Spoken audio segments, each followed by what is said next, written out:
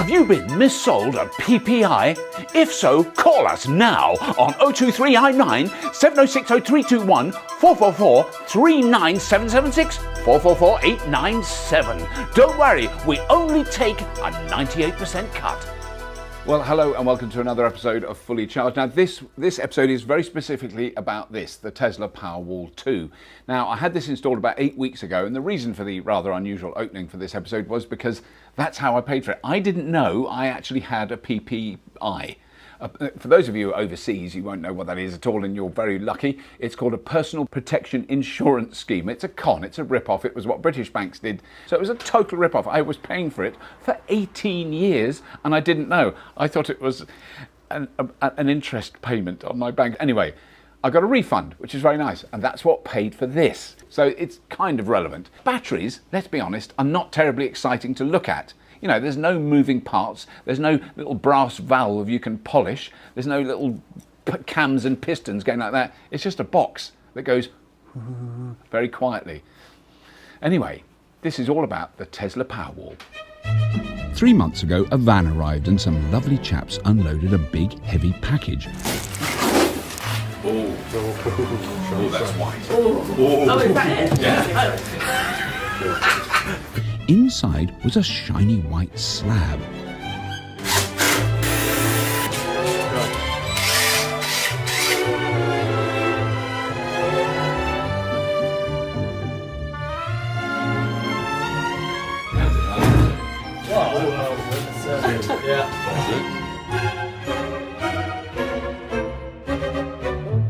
They did some drilling and bolting, some wiring and installing, and about 4 hours later, it was ready to switch on. Nice job, chaps.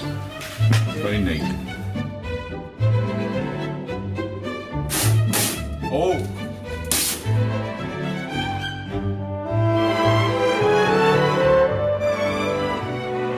A few weeks before all this, I replaced my old 2.2 kilowatt solar array with a new 5.5 kilowatt array.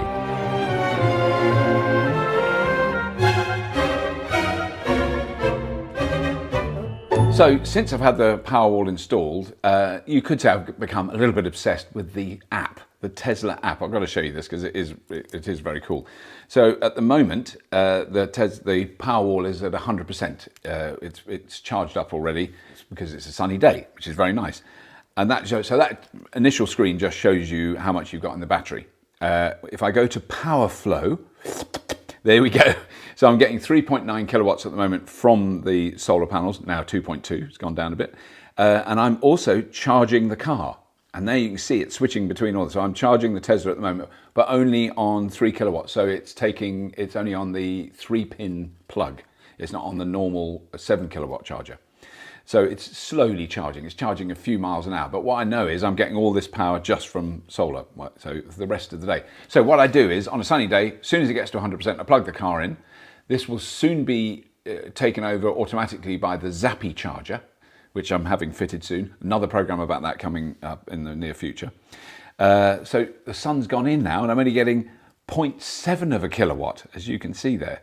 But then you can see that the whole day, how the day is structured. So that is all four things: the house usage, the solar production, the battery usage, and usage from the mains. So if I turn off everything else, you'll see how much mains we haven't used. So 0.1 of a kilowatt hour from the mains, and then if I slide down, and we've given the grid 5.2 kilowatt hours, that's because I was out in the car and I didn't charge it until just now. But then you can see the house usage. So let's turn those two off. That is how much we've used in the house.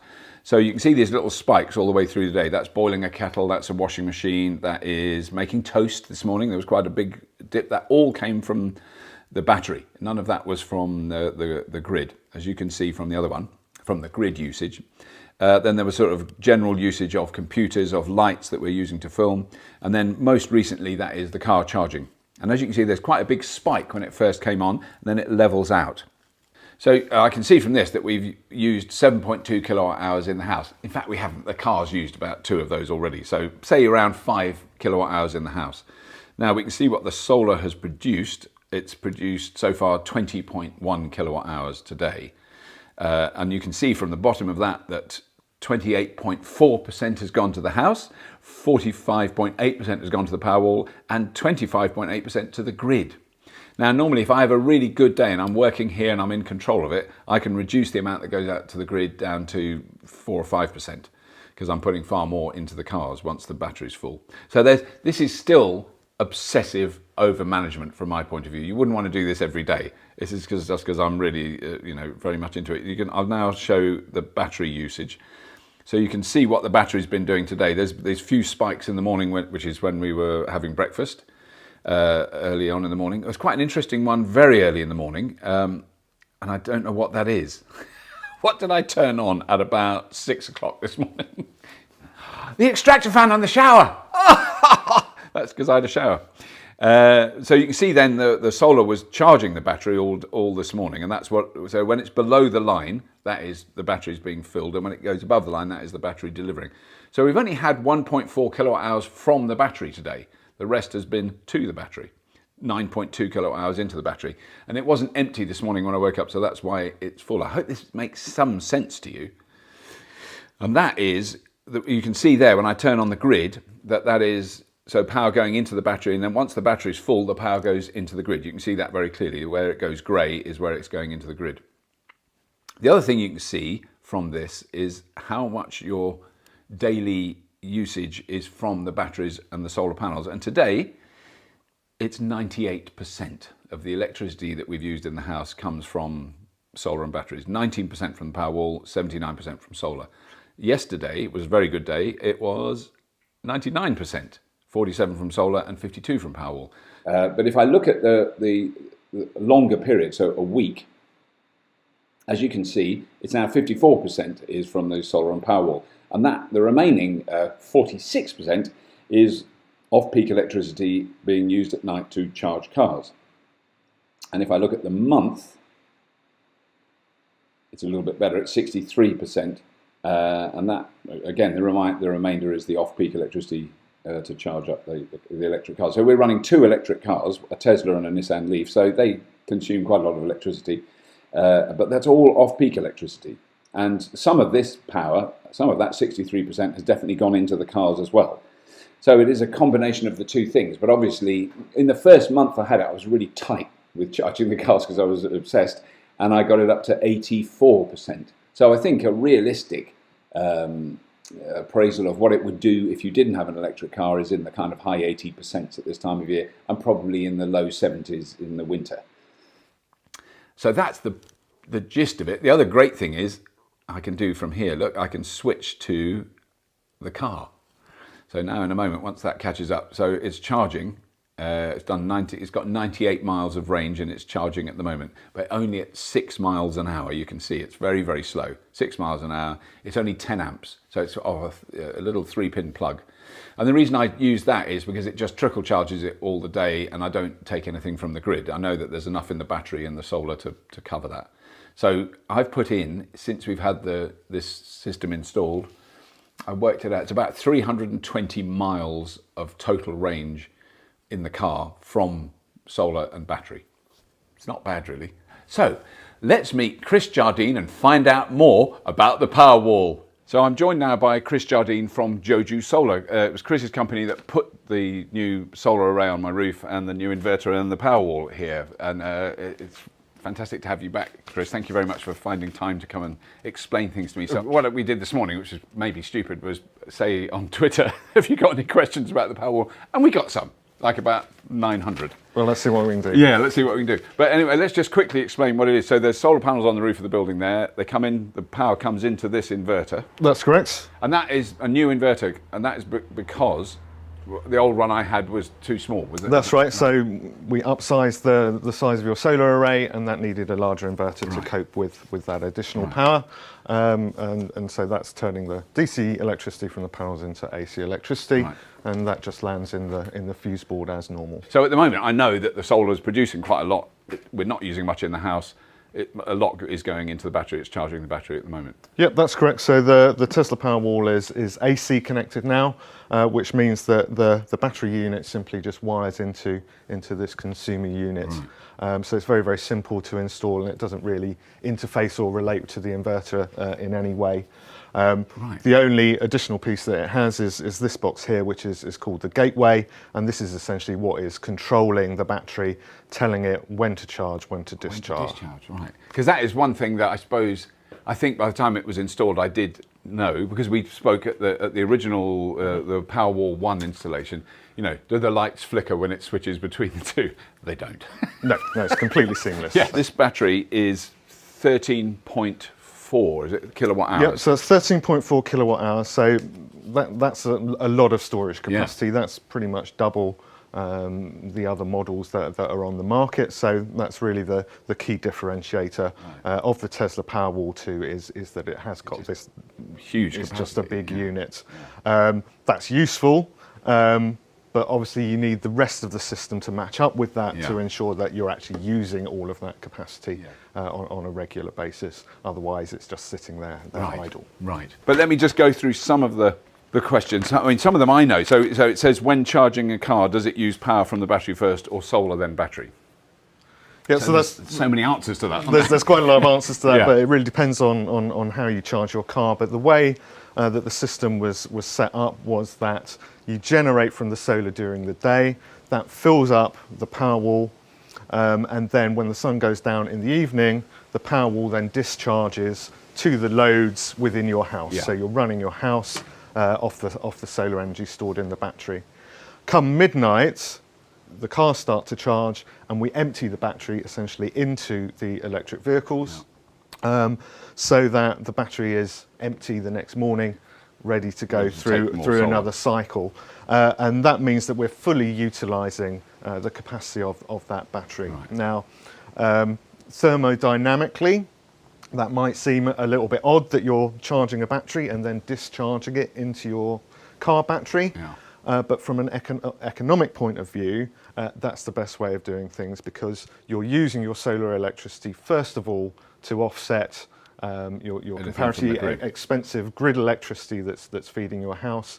You're then putting the remainder of your free electricity into your car, and then if you need to top up your car to get it full again, you can use the nighttime Economy 7 cheap tariff to get your cars fully full, and you can repeat that cycle. So that's certainly, I mean, that's definitely what I've done. And what's been interesting is the days when I haven't done that, because the cars are full or I haven't used them, we're always at 99% just from solar and battery in the house. You know, we've never, and then if I charge the car, it goes down to sort of 80%. So there's that little chunk that is the nighttime use of grid power. Another question that a lot of people asked was, can you charge this from during the night, say using off-peak electricity, so that, for instance, in the winter? So that will be a possibility. That functionality doesn't exist at the moment, but we understand that it's in Tesla's pipeline to do that kind of upgrade, and it should just be a simple case of updating the firmware on this control box to allow that kind of functionality to happen. In winter, you might struggle to get this full because it's just dark in UK winters. And so you might be able to sort of half fill this with cheap nighttime electricity and then top it up with the solar generation during the winter. So you might have a sort of winter operating regime that uses a mix of solar and cheap nighttime electricity. And we think that functionality is coming.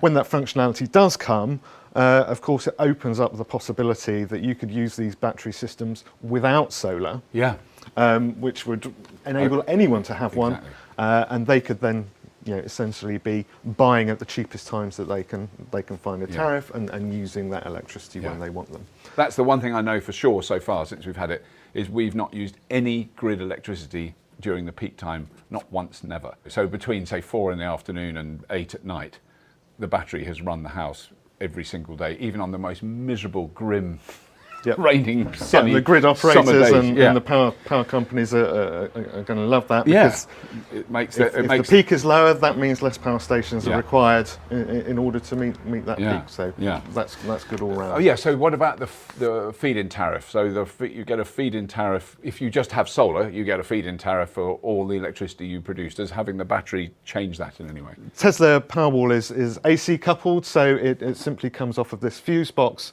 So it's sitting sort of beyond load side of the generation meter. So The generation meter that you get your feed-in tariff payments from is sitting between the inverter and this fuse box, and then you go into the Powerwall after that. So in a sense, this is your house, and that is what the grid reads. Is that one? That's correct. Right. Huge amount of people asked how much they cost. So this cost around £5,000 for this. Yep. So the unit themselves costs around about £5,000, obviously, plus installation and VAT. It's worth explaining the VAT situation in a little bit more detail. Solar PV systems are eligible for 5% VAT, and if you install a battery alongside a PV system, then you'll pay 5% VAT on the battery. Right. If you're getting a battery retrofitted... So you've already got solar panels, but you're just joining the battery on. Yep, and if you're just joining the battery on and at a later date, retrofitting the battery onto an existing system, then unfortunately you pay VAT at 20%. Right, right. But the other thing that I was fascinated by is the cost per kilowatt hour of the batteries in this. So this is 13.4 kilowatt hours.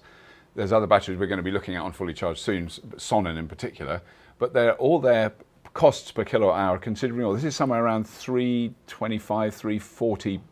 $340 US dollars a kilowatt hour, and the other ones are between $900 and $1,000 a kilowatt hour, which is really quite extraordinary. So the units themselves are sort of comparable in price to other units on the market, but obviously it's got this greater capacity. Yeah. So per unit of storage, per kilowatt hour that it can store, this is the market leader in terms of that price. Obviously that's only useful if you can fully utilise all of that storage. Yeah. So we like to sort of think of a battery as a sort of bathtub analogy, where the battery is the bathtub, your solar generation is the taps that are filling it up, strongly in summer, dribbling in winter. Yes.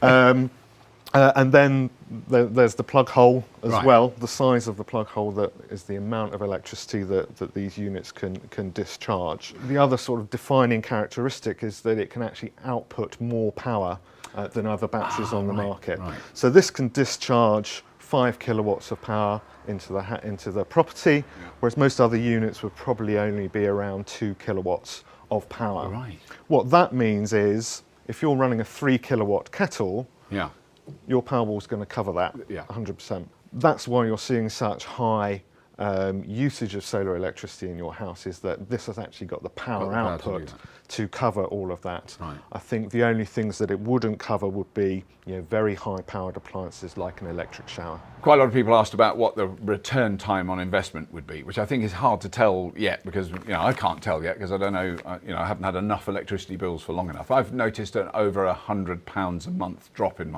or about £120 a month drop in my electricity bill. But then I'm quite a high user because of having 2 electric cars. But I don't, have you done any estimates of what? Yeah, well, I mean, it's certainly something we've had a look at. It's very difficult to say what the exact payback will be, because it depends on the utilisation of the battery and how much you can sort of fully discharge and fully charge up again on any given day. I think if you look at costs of batteries, they're still a comparatively expensive piece of kit, and the economics of them is, of the order of the lifetime of the battery itself. Right. What we're seeing is that when it's put in conjunction with solar, it is probably marginally increasing the payback period. Right. If you're putting solar and the battery. Solar and the battery compared to just solar, it probably puts another couple of years on the payback period there. If you're retrofitting a battery back to an existing system, obviously you're paying the 20% VAT, and that picture looks worse. So if you're looking at batteries as a purely economic thing to do, as a way of making money, then I don't think we're quite in that ballpark yet. Give it a couple of years. The battery costs came down by 40% last year. So really, in 1 year, So the learning curve on these, the way that they're getting cheaper and cheaper, that is coming, and I think batteries will soon be an economic thing to do. Yeah. That is, of course, with the current policy environment, and I think we're seeing recent government announcements looking at introducing novel tariffs Right. that might support storage. So you might be able to buy electricity in from the grid when it's cheap and sell it back Right. when they really need it and get paid handsomely for it. So there may be things in the pipeline that will improve the economics of current battery systems. We're seeing people that are saying, I've got this solar system, but I'm out all day. Yeah.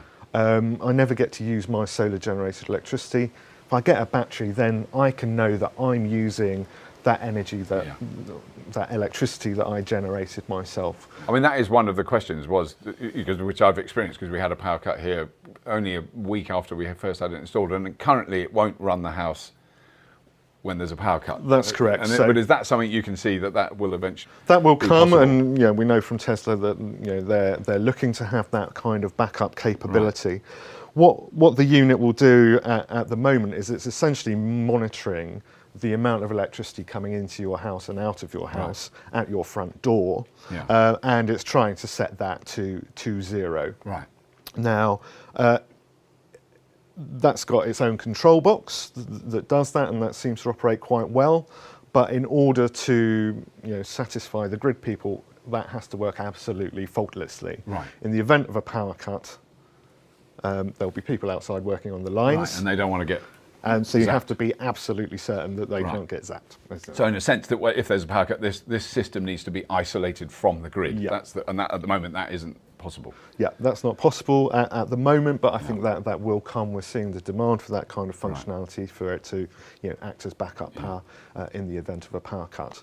I think it is worth reminding people that in the UK there's an average of about 2 minutes of power cut per year per person. Because even here, we used to get them all the time when we first lived here many years ago, because the local grid was probably a bit dicky because it was very old, and they've clearly done something, because we don't get them. And that was the first one we've had for probably 5 years. It was so weird that it happened so soon after we had this installed. So it is very rare now. It's very rare. It's very reliable. So purchasing a battery system at £5,000 expense just to cover just to you for ride that through those couple of minutes may not be an entirely sensible thing to do. No, that is very true. Do you need spare capacity on your consumer unit brackets fuse box to fit it? I'm not sure whether is it going to break if it's hit with a football. It is quite solid. It's quite solid. So the football question, I think right. it would survive a football, but don't get in the habit of it. I would say. In terms of the consumer unit, we can actually see this here. So we've got one fuse here that's connecting. And that was already here. Powerwall. That's old. And we've got one here that connects down to the gateway, which is the control box. So you need 2 spare slots in your consumer unit to attach that directly. Otherwise, it will need a new consumer unit, a little mini one added on the side. But in terms of expense and fitting, it's not that's not a massive deal, is it? Yeah, I mean, we were here 4 hours fitting this when we were here with you. So it was all very quick. It was certainly a simple thing to put in. And these can go outside. They could be outside the house. They can go inside or outside, and they can go floor mounted like this is, or they can be mounted on the wall. Yeah. I mean, this is joined to the wall, just in case you're thinking it might fall. I'm not leaning on it to stop it falling over. It's joined on. Yeah, these are 120 kilograms. These units, so don't want that toppling over, particularly if you've got a nice Tesla Model S. That would be parked bad. next to it. That wouldn't be great. So this is actually would be very ironic. Someone asked how long it would take to say it was empty at midnight. How long it would take to charge on Economy 7, and I just worked it out from what it takes to charge a car. And it's a 13 and a bit kilowatt hour battery. I reckon a couple of hours, wouldn't it? But it really depends on what it can pull from the grid. So I would imagine 5 kilowatts is what it can take from the solar. So yeah, it's taking 5 kilowatts from solar. So I think it'll be full in, like you say, in a couple of hours. It'll be a couple of hours, and it would cost 13 times 5 pence. I can't do that maths. That's quite complicated. So it costs 65p to charge it at night. So someone's asked, because I've seen pictures of it, I know it's possible, could you get more than one of these? And would it make sense to have a row of 4 if you just had a bottomless budget? I can't really tell. At the moment, this is doing everything that I need it to do. That's right. So yes, you can daisy chain these together and run a fleet of batteries, and that's the sort of applications that we might see in a more commercial setting, for example, or a hotel or something like that. Something like that. So we can connect more than one together. Is it sensible for a household to do that? Again, it's about It's about getting the balance right. So we've used this bathtub analogy of the taps, the bathtub, and the drain, plug hole. This is a big bathtub already. You could daisy chain them together, get a massive bathtub. But if you're only dribbling in a little bit of solar electricity, then they're never going to fill up. And if the loads aren't there, you're never going to drain it. Then you're never going to drain it. So that's where I suppose our skill as system designers comes in terms of getting the balance right. Between what's being generated, what you need to store, and what's being discharged. And I think that's why your system is working so well. It's because it's got a beefed up larger solar array, feeding a large battery, feeding a large load because of the cars, not because you're profligate in your nighttime electricity consumption. That all matches. So that kind of system would work well. Last one is how long it'll last. I mean, I think we'll be working on the basis of around about 10 years for a unit like this, but it may well be the case that they last longer, and the performance will degrade, over that time. So, But if after 10 years it's only storing 10 kilowatt hours, do you know what I mean? You've lost, and that's quite a big percentage loss of its total capacity. 10 kilowatt hours is still a lot, of, isn't it? I mean, I mean, I think that's the thing, is that they don't just die, like the whole thing just goes to a certain point and then just stops. It basically loses capacity over that period. And I think this is a new technology, new application for that technology. So we don't really know what that degradation over time looks like. If it maps solar PV, where solar PV is expected to last 25 years, but we could easily see that out to 30, 40, 50 years. It may well be that batteries are similar. But that's brilliant, Chris. Thank you so much. I mean, I can honestly say I'm a very happy customer. It's fantastic. It's done more than you can't really imagine what it's going to do until you've got one. It's difficult to see how it will affect the way you charge things and run your house. It's definitely made such a big difference. It's absolutely extraordinary, and you've done a brilliant job. I can say that with all honesty. I paid for it. I'm not being paid to say it, but it was really, a very painless operation having it put in, and it's been a real success. I must quickly ask, because you would put in other people's batteries. You're not just doing Tesla batteries. I mean, that's so we consider ourselves technology agnostic, and we will install any kind of battery that we think is a technically good option, and we would consider that on a case by case basis. Again, trying to match the taps to the bathtub to the plug hole. That said, because the Tesla's unit price is cheaper than its competitors, then it's kind of in the lead in the market at the moment. It kind of becomes a viable option. Well, that's all we've got time for. Thank you very much for watching. I'm just obviously obsessively checking my app. At the moment, I'm getting 3.7 kilowatts of solar from the old panels. Marvellous. So thanks for watching. Please subscribe to Fully Charged, and also have a look at the little Patreon link beneath this video. And as always, if you have been, thank you for watching.